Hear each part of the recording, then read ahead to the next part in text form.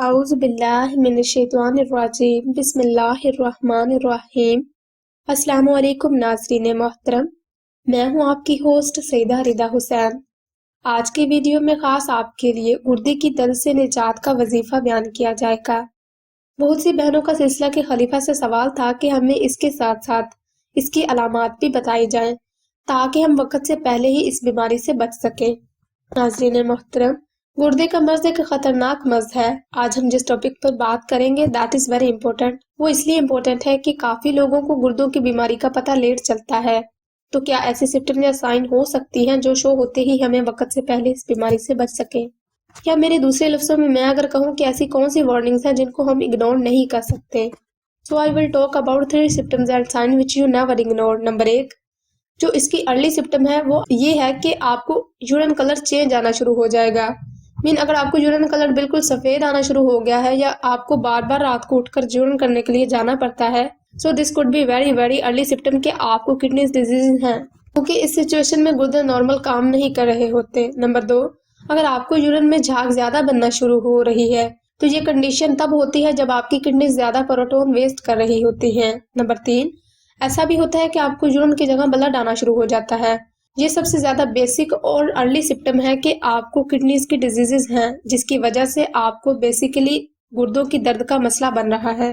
خدا نخواستہ اگر آپ بھی انہیں علامات کا اور درد کا سامنا کر رہے ہیں اور اپنے درد سے نجات حاصل کرنا چاہتے ہیں تو آپ سے گزارش ہے کہ ویڈیو کو شروع سے لے کر آخر تک مکمل توجہ کے ساتھ سماعت فرمائیے گا۔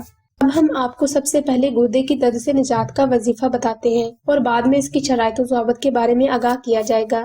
محترم سامعین کرام، گردے کی درد سے نجات کا وظیفہ کچھ یوں ہے: یا جبار ہو، یا قہار ہو، یا سلام ہو۔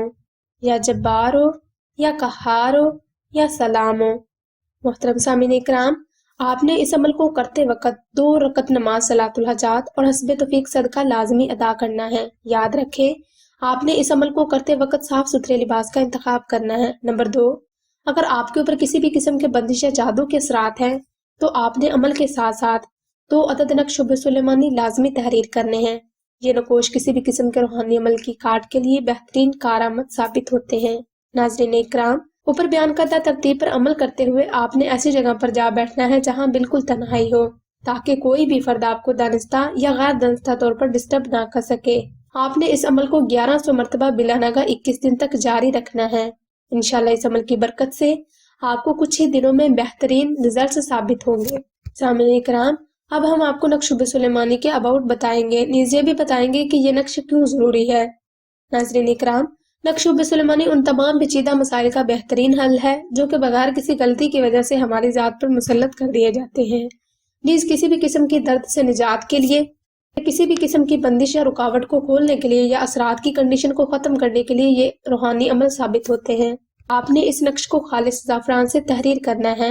اگر آپ کوئی سوال کرنا چاہتے ہیں یا کوئی معاملہ ڈسکس کرنا چاہتے ہیں تو آپ سیدہ زہرا کے نمبر پر واٹس ایپ کر کے مزید رہنمائی حاصل کر سکتے ہیں۔ جزاک اللہ۔